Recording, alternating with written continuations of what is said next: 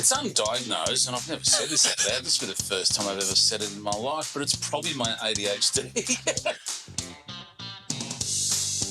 Hi, and welcome to your Access All Areas podcast, where we talk candidly to Australia's finest performing artists about their lives and the lessons they have learned along the way. So welcome to McLaren Versus.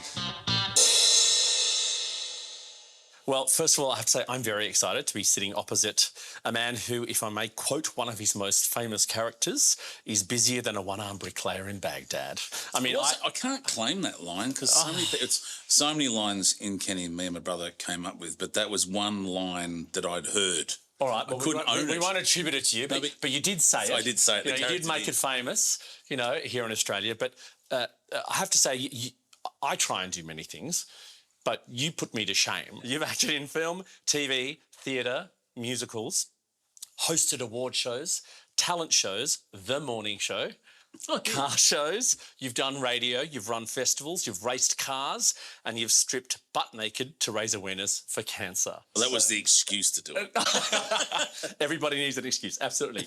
This truly is a human of the highest order who is not only all for the work, but also for the people he works with and around him. I am, of course, talking about the one and only ShaneJacobson. Shane, welcome to McLaren Versus. Hey, it's great to be here, mate. And we should establish this at the top. I'm allowed to call you mate because we're friends. You are. We have known each other for about 15, I think it's 15, maybe a bit more. Could be more. Might be more. Could be more. And we've acted in a film together. I've been produced by you multiple times. Yes. I think we've done 4 official projects together now, which is Surviving Georgia, the first one. Play 8. 8 the play, Hey, which was there. See, then we did Mother and Son, and then more recently Midnight, the Cinderella musical. So, and maybe a few drinks in between. Look, there's the odd beverage here and there, which doesn't go as straight. At the moment, we're on the coffee and the waters. Yeah. We'll get there. Don't worry. We'll be fine. I have to say, I am still utterly amazed by you and everything you manage to do. And in this business, people get referred to as a triple threat, which is, singing, dancing and acting. And for you, I don't feel there's quite enough numbers, to go around. You do so many things. And whilst we will get to talking about the big ticket items, we'll touch on a bit of Kenny and that sort of stuff, I'd like to kind of start off, if we can, just talking a bit more personally about, what it is that drives you to keep doing everything that is happening in your life. It's undiagnosed, and I've never said this out loud. This will be the first time I've ever said it in my life, but it's probably my ADHD because I've never said that out loud. I'm not ashamed of it, just never thought of it. I've never been diagnosed. There's 2 other things I haven't had checked out, is whether I'm male. I reckon I've got it pegged, and whether I'm African-American or Caucasian. I think I know these things. So it's only that some of my kids have got ADHD and they're like, come on, Dad, join us. Get the diagnosis. So the truth is that I love the thrill of the chase, and it sounds like a weird thing to say, but my wife kind of describes me like a dog standing on the side of the road. Every time a car goes past that looks slightly interesting. Yeah. Doesn't have to be amazing, slightly interesting. I chase it down the road and I come back with a bumper in my mouth and go, I caught it. And she goes, well, why don't you put that bumper over there in the corner with all the rest of the bumpers? So it is a confession. I think when I was younger, I would have tried to be more impressive or creative and said, it's just the pursuit of the arts, blah, blah. But I have to be honest, I kind of can't help myself. And I don't know if that's a problem, whether that's a fault of mine, but every time I see or think of an idea that I think either has merit or is worth pursuing or interests me, I can't let it go. And it is to a fault. Like, I've got 13 businesses and companies, and Felice, my wife, has a bit of a rule, which is no more companies. She said, you've got to stop. And we've just recently bought a pub, which is another business. And of course I go and this is probably the first time I've announced that right here on your show. Yes. I was wondering whether we could talk about that, but we'll circle back. We can now. It's been kind of announced. And with that comes a business, and with that came a TV show, which, the working title is Shit, I Brought a Pub.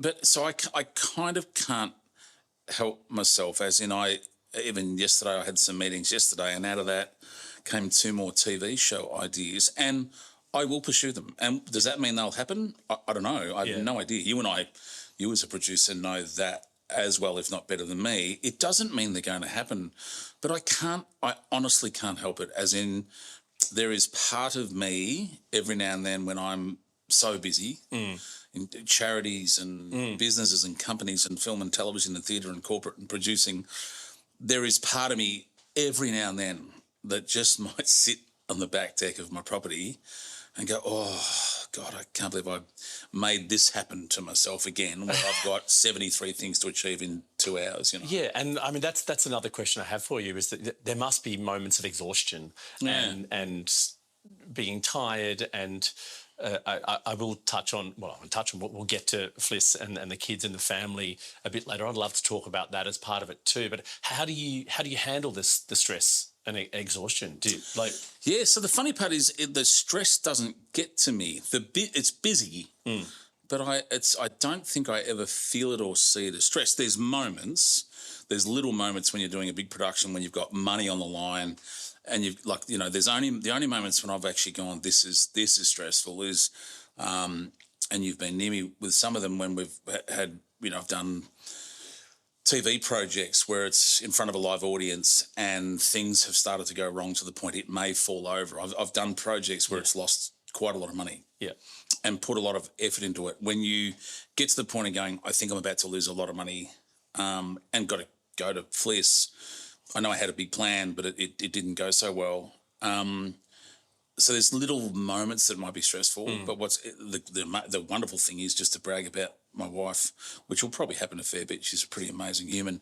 Is she never makes me feel guilty if it goes wrong. She's always like, I get you've got to chase that car, and it's who you are, and it's how I met you. So why change now? I married the guy I met, So it's never stress about anyone kind of having a go at me. It's just stressful in the moment if you're going to lose a whole lot of money or you put so much effort in and the thing is going to fail. But that's part of the learning process. And I know everyone says that, but it's true. And it won't stop me trying because not everything fails. No. Some do. But the only way you get to success is by trying lots of things. So there's that. And the tiredness, I don't usually get tired. That's the other thing is the only thing I'm doing more now that I haven't done ever in the past is I'm making myself get more sleep.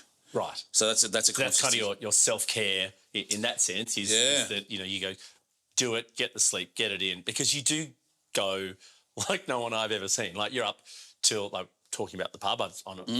You've done that with Dean Murphy, who is doing that together. Talking to him yesterday, and he said you were there with the locals till 3 a.m. last time you were up there.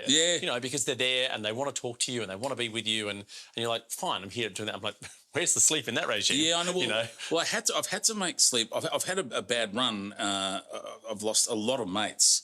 So I've had a bad run. I'm up to 13 mates in 3.5 years that I've lost. So one of the things I've incorporated is just more sleep. I'm making myself sleep more.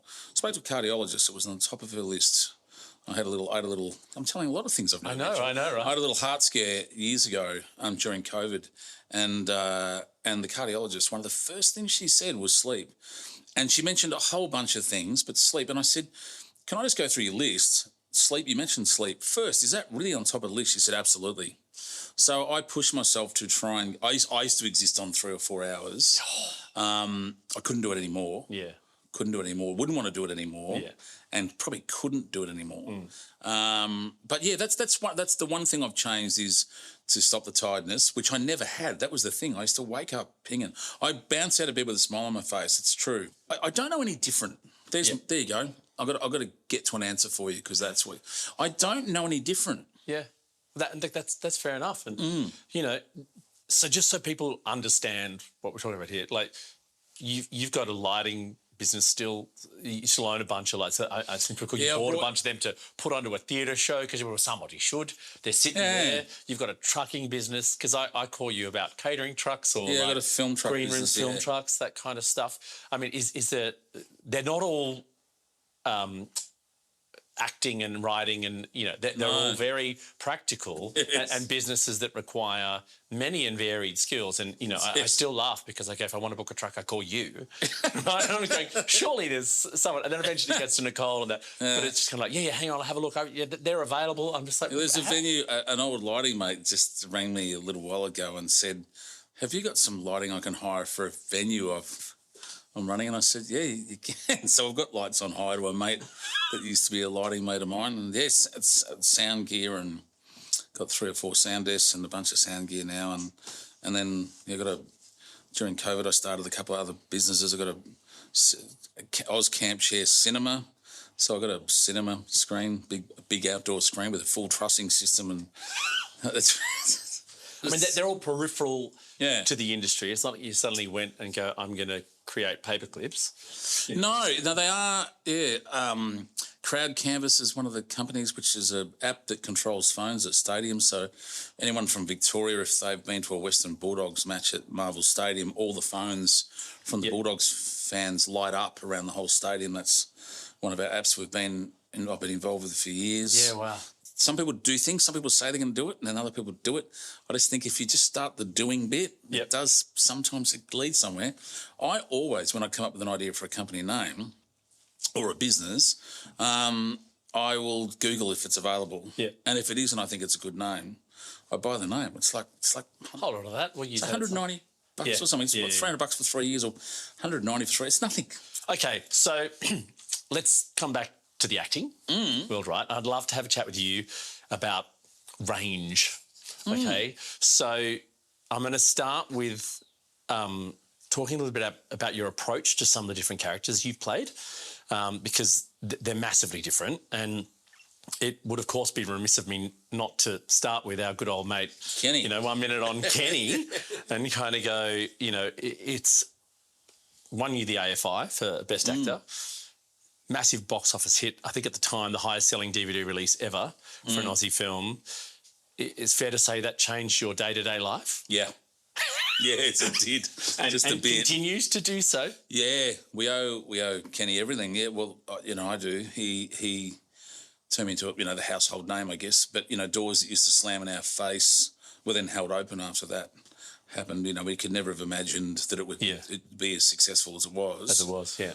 I mean, we hoped it would go well. Of course. We really hoped it would go well. But everyone's, any muso's trying to write a hit song. Every filmmaker's trying to make a hit movie. Yeah. They're all trying to do it. We're all trying to do it all the time. Yeah. You don't try and make a middling B-list film. You're trying to shoot for the stars, but you never, it's hard to hit a star. They're a long way away and they're really small, And so, I mean, the great part was I wasn't a recognisable head then, so we could film in and around, real situations. A bit like Borat in the same kind of, Sacha Baron Cohen. You could get away with that stuff earlier. Yeah, because no one... in that instance, you could... Yeah. You were Kenny. Like any actor. Like, you embodied that. And how did you land on his characterisation? The list of things and,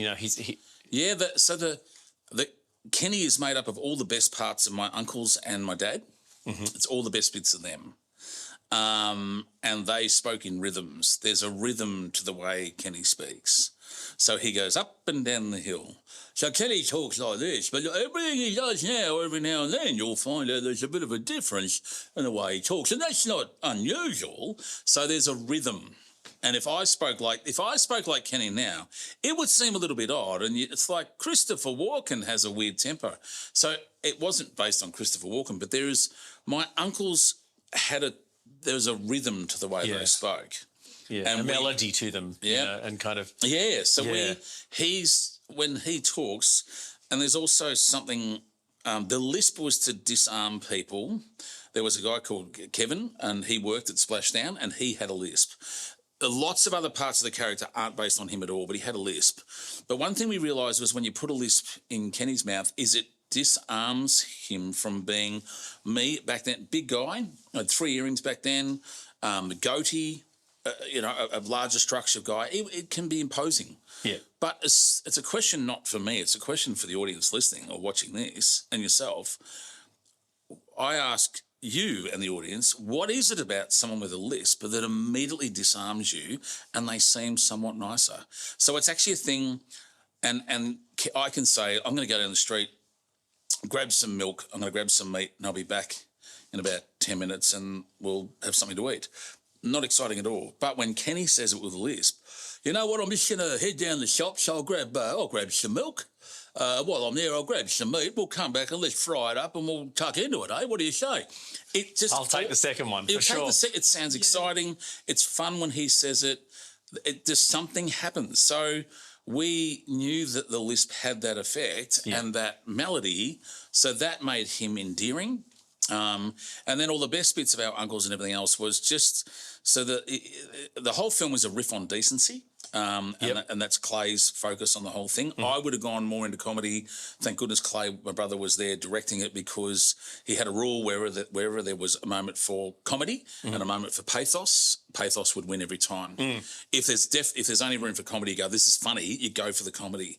But if there was a fight between being funny and being heartfelt, humour would lose. Yeah. So that's the way you win the audience over. So the next laugh is even more rewarding for the audience. Yes, because you're waiting for the moment to release. And look, it is true, because watching it again just recently ahead of this, you know, I forgot how many awesome one-liners, or statements, let's say, or quotes. And there's a whole website dedicated clips of them as well, which is awesome. There's like 25 of them. I was like, that is the best ever. And it pulls them out. But you watch it, and for me, I think that the success of that has got to be grounded in the heart, because you look at him and you go, he's real, right? Yeah. And if he's just going for the humour, then it starts to break that three-dimensional kind of out of that, and if he was just doing gags the whole way, the film, there is so much heart in the film, and I don't think some people would say, oh my God, I cried watching that film. There's so many moments, which sounds, until people go back and watch it, there's a whole bunch of heartfelt drama. The thing that we made sure, Kenny, if you said, boil it down to a couple little bits with Kenny, the thing is, no matter what conversation he's having or whoever he's talking to, he doesn't talk down to anyone. Yeah. He sees the good in everyone, and it doesn't matter what someone else does, Kenny will always inherently think good on him. So that leads me to very well into my next little bit I put here, because in your book, give it a little plug, The Long Road to Overnight Success, been around for many years, but you say there's a bit of you in every character you do, and if I could offer up to you from the outside that is how I feel you are as a human, is that you don't talk down to anybody, you're there with them constantly, and it feels like that would be an overlap for you guys. Yeah, well, thank you. It's a compliment. I'll just say thank you. Yeah, that's good. If that's how you see me. You know, my dream is, one of my many dreams is when I'm gone, whatever it is that takes me away from this earth, that if the thing that people say is he was a good bloke, done. Yeah. If my headstone read he lies a good bloke, then I'd just be thrilled, because for my family that's my dad. You're only good as your word, and your word is your bond. Never let a person down. If you promise you're going to do something, do it. Everything that our family did, and my uncles and everything said, and everything that has been drilled into us was all about doing the right thing by people. So the kind of some equals of all of that is they're a good bloke. Is it? And if that's trustworthy, reliable, and all that kind of stuff, and not rude, So thank you, because that's my ultimate aim. Well, you're well on your way, and hopefully we're not carving it just yet. Yeah, let's not do that just yet. Keep the marble in the factory for now. Let's not carving dates in it. Yeah, exactly. Now, I don't think this has been announced, but I'll say there is a new chapter for Kenny being played around with at the moment. We can say, watch this space. Yes, let's say that. Let me put it this way. I know what I probably can say, which is we did a movie. Yep. We got asked to do many more movies, and no, we're not doing that. And then we did a TV series called Kenny's World. And then there's been other sort of things, conversations about TV this and TV that, and we've said no. So I guess there's only one place left. I know, right? So, yeah, who knows what that is. Footlights. But yes, there's Kenny on the footlights. Anyway, something there. There's something in the works. Something stirring in the wings, Yeah, as they stirring say. in the wings. There See, you these go. are all good. These are all There you good go. tips. Excellent. Yeah, Okay, great. Well, yes. we shall watch this space. We shall watch this space to see All right. the curtain open on that. Yeah. Oh, shh. All right. But again, what a great segue. So from Kenny, I'd love to talk about one of your stage characters, which is Edna. Oh, Edna yes. Turnblad in Hairspray. Yeah. Okay. I mean, polar worlds apart from Kenny. Yes. Okay. First of all, like, drag, for those who don't know, drag role, or actually you're playing a woman. I'm playing a woman, yeah. You're playing a woman. You're not a man in drag. You're playing a woman. I was a woman, yeah. And so what made you pick this role, say yes to this role? There's a few, actually. Hairspray, I love Hairspray as a musical, as a movie and as a theatre show. Yep. It just has such great themes that are as important today as they ever have been. And kind of none of the themes or things it hits on have ever been less or more important. They remain important. So I look at it and go, from that point of view, it still makes a great statement. I loved the movie and I loved what John Travolta did with it. And when I remember watching it, I went, oh, there's John Travolta wearing a dress and makeup. And then you just get past that really quickly because he played the heart of the woman. And I loved that because, as I said, it wasn't drag. It was a man playing a woman. And then I just felt the heart of the woman, and I loved that. So there's been versions done of it before around the world where some people have played to the joke of I'm a man dressed as a woman. But what I really loved was, I think the best thing to do was to have it be a woman. Now, it was written like that. There's a lot of people that said, why have a man play a woman? I think now that conversation's out the window. In 2025, why can't a man wear a dress? Yep. It was written that way. It was just Divine, the original film. 100%. It's its DNA before it became a musical. Yeah, and it was, for the writing, there was so much being challenged in that. It's about racism and judgment and size, about, a young woman being comfortable with her shape and figure. So I think part of all that was a man playing a woman. So if everyone needs to look past all of that to look to the heart of everything, I think that was the kernel of genius in that.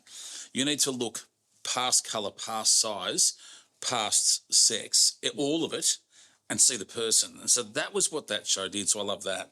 But the main thing that got it across the line is when you say yes to these things and you do these shows, you've got to do it 8 times a week. And they can go, I did 200 shows of Hairspray. So it takes you away from home a lot, and I'm away from my family a lot, which I'm finding harder and harder to do. I've got, with 4 kids. So my kids, when I told them I'd been asked to play Edna in Hairspray, my kids said, you have to do that. Dad, you have to do that. We'd love to see you do that. So my kids, for the first time ever, said we'd love to. And even Fliss, my wife, said, you've got to do that. Yeah. So that was the thing that got me across the line. And then after that, there was just the joy of wanting, and then my mate Todd McKenney, who's one of my great mates, I had to convince him to do it. He wasn't going to do it originally. Oh. And then we're so glad that he said yes, yeah. Yeah. Well, I love the fact that you've got a heterosexual man in a dress playing Edna and a gay man playing her husband. I know. So, I go, great. And it's exactly what you talk about there in terms of colour, race and those things just being, just irrelevant. Yeah. Or not irrelevant, that's not right, because it has comment on that. What you mean. But you must look to the humanity through all of that, see past all that. And, I mean, you guys had such a beautiful and tender relationship on stage, and I remember after I saw it, I texted you kind of going, mate, I'm just stunned because the physical difference in you as well, like the choices you've made. I've never seen you so light on your feet. Yeah, like she was like bouncing around and buoyant and a bit and so I think at one point you said one of the keys was you would, whenever Todd was there, you would not let go of him. Like you would latch on, you would connect. Yeah.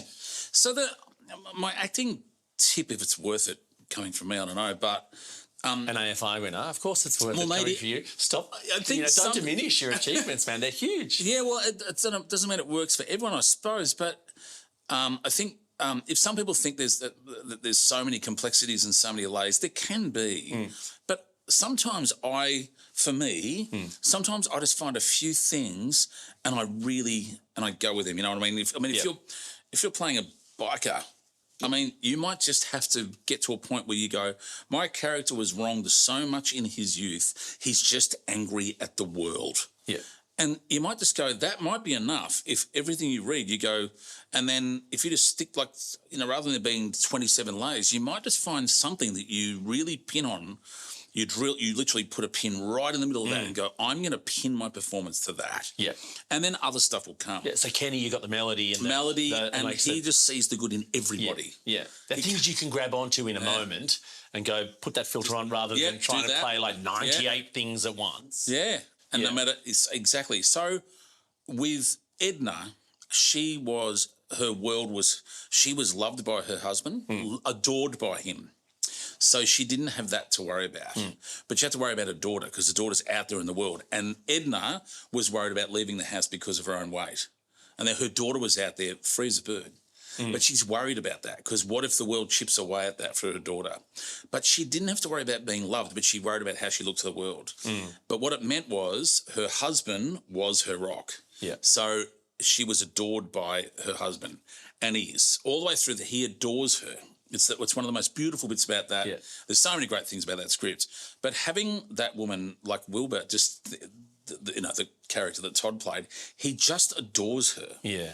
And that's wonderful. That's all you need in life, isn't it? Really. I mean, I know you need a few other things. Yeah, of course, but yes. But to be truly loved by someone, knowing you're loved by someone, that's what the idea of parents to kids is. That's why they feel safe in the world. Yep.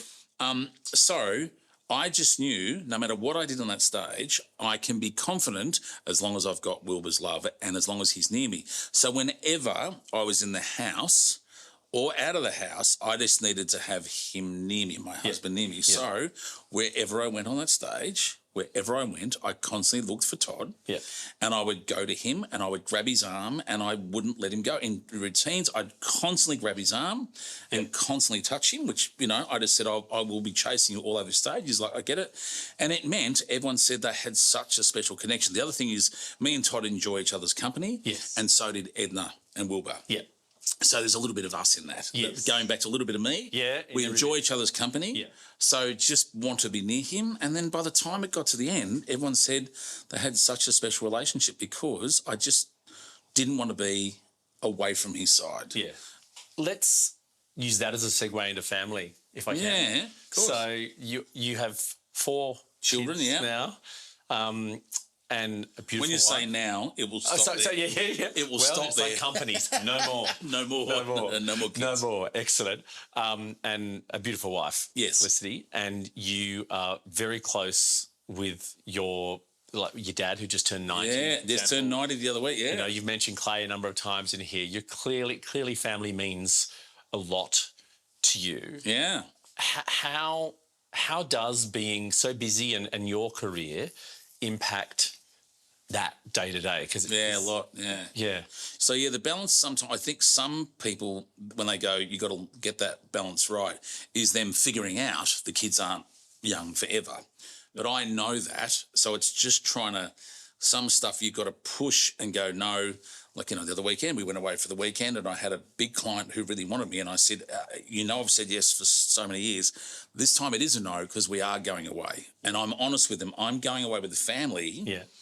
And for years they'd go, but can you just push it to another weekend? So now I actually really push hard and go, it's a firm no. I've promised my children we're going to that thing. You don't talk or you haven't historically spoken a lot about your kids in the media. Yeah.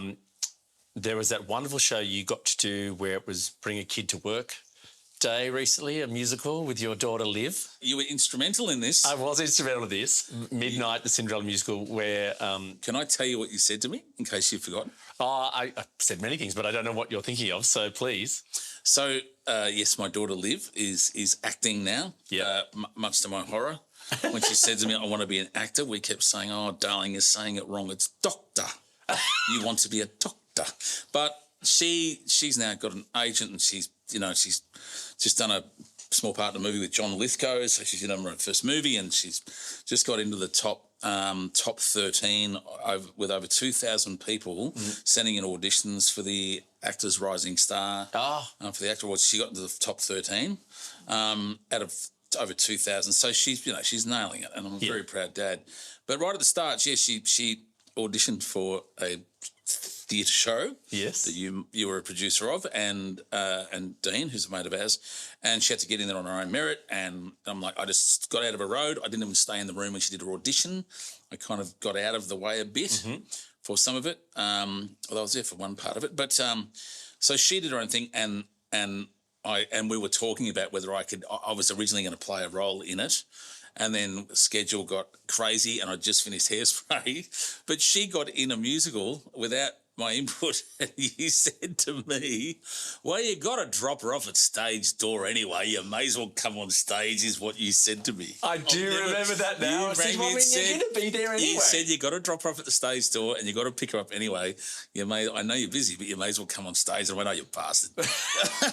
I wanted to do the show anyway, but I'll never. Of course. I don't know if you've remembered you said that. I do remember that now. Got to drop her at stage door. May as well come on stage anyway. You might as well. And it was the best favour. There was not that it was a favour. We were both there independently doing what we love, but it was the greatest thing to be in a theatre with my daughter. I don't mind confessing at all.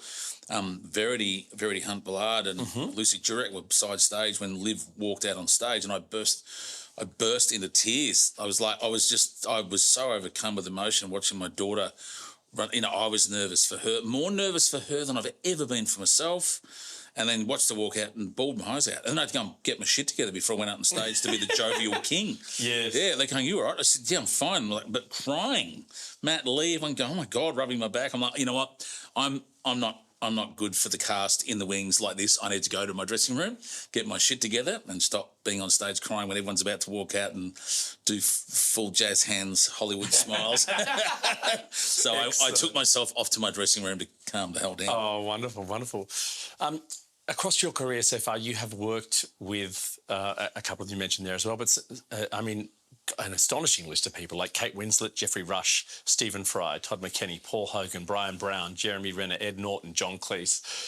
It's fucking ridiculous. Yeah, it's a good list. It's a pretty good list. And they're not bragging about working with me. Oh, yeah, I don't know. But it's a massively varied list as well, you know what I mean? Like, is there anyone that you've worked with that I guess all of them in some way, like that's inspired you or kind of that you admire? Like, probably all of them. But I mean, you've got to meet them. You get to meet your heroes, kind of thing. But the two that stand out for me are Paul Hogan and Bryan Brown, and because they took me under their wing, they really did. Yeah. I'm still nothing, but I was even less so in the industry then. And they both took me under their wing and made me feel incredibly comfortable and welcome in an industry that I just thought they ran. Yeah. For those two people in particular, for me, like really, I can't. Hoges you met on Charlie and Boots, is that? Yeah, so Hoges, met him, did a movie together, but I got to meet him in LA, or he was in Santa Barbara at the time, got to meet him, and was just like, couldn't believe he wanted to meet me, and I've got to go to his house through a common contact and me and my brother Clay went there. And then Brian took me under his wing early, but the reason those two stand out to me is they both gave me almost the identical bit of advice, which is the best bit of advice I ever got in the industry, which was, and it wasn't verbatim the same words, but I swear to God it was exactly the same message and almost worded the same, which was, whatever you did to get here, don't change anything. Yeah. So don't try and figure out how to be famous. Yeah.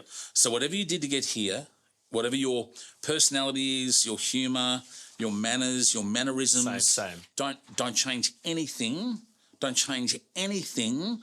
Be yourself, because Australians can smell a rat a mile away. And we won't. Australians don't do famous. Like we don't. No. We don't connect with that, and for good reason. For good reason. We celebrate things very differently here. We came here, working class people. We came here, we're convicts. We came here, and the Aussie dream of owning your own home is you've worked hard to get a home. Good on you, mate. You know what I mean? Well done. You know what I mean? Yeah. So that we celebrate decency, not fame, because Yes. that's not how Australia was formed. So America were big, and there's a Different reason, history, different. We weren't royals here. There's no royals. You couldn't turn up and say, "I'm the king of Australia." There was no such thing. As you know, it was the monarchy. It's a different thing. That's over there. Yeah. But on this island that we call Australia, Yeah. it was just based on good on you, mate. You're a decent bloke. So it's very grounded. And they just said, whatever you did to get to this point that people liked you, don't try and figure it out. Don't change. Don't become something. And it was literally the advice that I see young people going, I wish they had what I had, which is 2 icons go. Basically, whatever you're thinking, calm the fuck down. So Just calm the fuck down and just be you. That'll do. So looking forward, next 10 years. In 10 years' time, my idea of success in life then would be to be able to come off the throttle a bit and look back at some of the success and do a little bit less.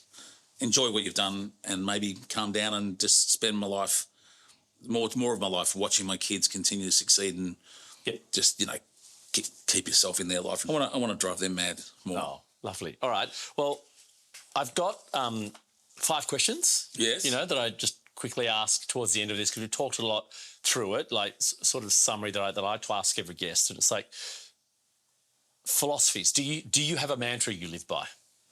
Yeah, I do. Now that you ask it, it's a thing I say often, but it has become a mantra, which is enjoy the process. Everyone's looking at the end goal, which is great. You need to know what the end goal is, otherwise you can't set your compass bearing, Yep. But when I was acting in gang shows and community theatre, getting paid nothing, I had a fucking ball. Yeah. I had so much fun. I have not had more fun being paid to act. It is impossible for me to think of a time I had more fun. Yeah. You couldn't have paid me to have more fun. I was having my cup runneth over with joy. So I just say enjoy the process. Like if someone's playing for a local country footy team and they're not being paid, but they're experiencing camaraderie and mateship and friendship and a team spirit, like enjoy that. Enjoy the process. Enjoy the journey. And it's been said 50 different ways. It's true. Yeah. Over the fullness of time, the older I get, just for me to be who I am, then you can only assume your parents, in my case, I'm not the result of trying to run away or become the opposite of something. I've tried to emulate parts of who they are.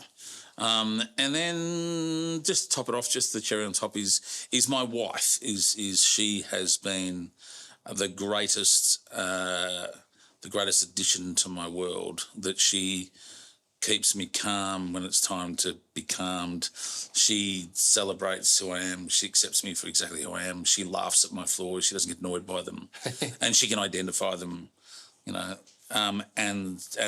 with a smile on her face and go, you always do that, or you're doing that again. And I go, am I? And she goes, yeah, it's fine. She goes, I know what's going to happen as long as you know that I know and I'm okay with it. So I'll wrap it up with my parents and my wife. Okay. All right. Milestones. If you had to pick one milestone that's had the most profound effect on you, what would you say it was? I have to say Kenny. For a career. Yeah. For a career, I have to say Kenny. There's just no denying it. Mistakes. Oh. What would you say was the biggest mistake you've made, or is there a decision you really regret? Or every decision I make, and again, some of this is going to sound cliche, but every decision I make now, so much of the decision making is based on things that have gone well. So I want to adopt some of those theories, but all the things that went bad are the things that adjust the way I make my next decision. The same as, my kids, when they go to school, they go to Alice Miller, John Marsden, now the late John Marsden, an incredible writer who wrote Tomorrow When the War Began and many other books. Their motto is to take risks and fail. One of their school mottos is we're going to encourage your kids to take risks and fail. So I just reckon you hang on to that tree a little bit tighter and a little bit more carefully once you've fallen off a branch and hit the ground hard. So based on that, I'm not going to regret climbing a tree when I fell off it. What I love the fact is now when I climb a tree, I hang on really hard. Excellent. Last one, struggles. What's the biggest thing you feel you've had to overcome, whether it's a person, a personal trait? Is there anything you feel like you carry with you? I mean, you talked about self-diagnosing ADHD. I don't know if that's a struggle as such. No, but, no, it's not. No, it's good. I've always known it. I've always known whatever. I've known what goes on in my head. I talk a lot. I do talk a lot. I do. And I'm a social person. I love being social. But you want to know one of the things that can really get to me? I had a friend when I was growing up who would just go, "Oh, shut up, Shane. No one cares about what you say. Shut up, Shane." But she said it so often, it got to me. It got to me. So oddly, one of the things that can upset me is when someone goes, "God, you just rabbit on, don't you? Rabbit on." And I do. So I can find myself in situations where someone says that to me and they really mean that they find it frustrating. And there's that little boy in me that gets hurt. And then the man in me says to them, just don't hang around me. If you don't like this, get away from me. Yeah. Because I want to get away from you. That insecurity, isn't it? It's an insecurity. You have as like you say, it comes from the child in you that is still there, and still present, and people can get around all of this that is now the you that you've built over the years, and just go stab in there, and it goes, and you go and you got to remind yourself that I make money out of it. Yes, and it works for me. But isn't it funny, the thing that I do and how I'm perceived, which is whatever this energy, whatever this thing of energy that seemingly just doesn't stop or whatever, which, you think it's bad to experience. You want to live inside my head. It's worse in here. It says, I'm happy. I'm happy in my crazy castle. But, it's so funny that it took me a while to know that every now and then someone can say something like that, which is what I do. I talk fast. I fill a space. I treat the world like FM radio. I'm not AM. Some people are great listeners and they talk slowly. I get it. I fill the silence. I treat the world like FM radio. And the only other thing I suppose is that I'm pretty good with one of the best things I ever did, that when you first see your photo plastered all over the place on papers and newspapers and stuff, you see photos of yourself that are unflattering. When you're my shape, you can see photos from the side. I don't see myself from behind. I don't see myself from the side very often. You see photos that are really unflattering, and that had a little moment. I'm pretty cool with being the big guy, Jacobson's a big guy as well. And in fact, for men, that's how you get complimented. Here comes the big fella when you walk into a bar. G'day, here's the big man, big dog on campus. For a man, that's a good thing. For a female, it's a terrible thing for them to hear. But for a guy, it's actually said as a good thing. Oh, he's the big fella. It's great. But when you start seeing photos that can be unflattering, and I had a moment where I realised that I was surprised by that when I first saw images going, oh, that's a bad photo, that's a bad angle. But my lesson was that I realised this is how everyone sees me. I was the last to see myself like that. And I realised I was the only one probably disappointed. It sounds weird. No one said anything for the last 20 years. No one said anything. They've seen me from all these angles and they're okay with me. Yeah. Well, Shane, that's the end for now. Hey. We know we could sit here for another 5 episodes just talking. But then I'd be banging on. You'd be banging on, and we don't want to do that. So can I just say thank you for coming and chatting today and being so open about everything. I really appreciate it. And, Pleasure. Can't wait to see what happens, what comes out of the brain dump in the next 10 years or so. Oh, you'll find out. Oh, you'll find out quicker than most because we're mates. You'll find out. I'll probably have to ring you and go, Spence, I've got another show. Well, hopefully we've got a couple of gigs together. We've got something in the diary. We've got stuff to do together. All right. Thank you. At some point, I'll be interviewing you over something we did. I do hope so. I offer that depending on how long this goes for, and I hope it goes for eons, and I'm sure it will. At some point, I want to volunteer to interview you at the end of it all. Whenever you consider you get to a milestone, I want to put my hand up to interview you. Done. On your podcast. Done. Done. All right, mate. Thank you very much. Pleasure. That's it for this episode of McLaren Versus. I'm Spencer McLaren, and thank you for spending some time with us. If you enjoyed this chat, then please don't forget to follow and leave us a review.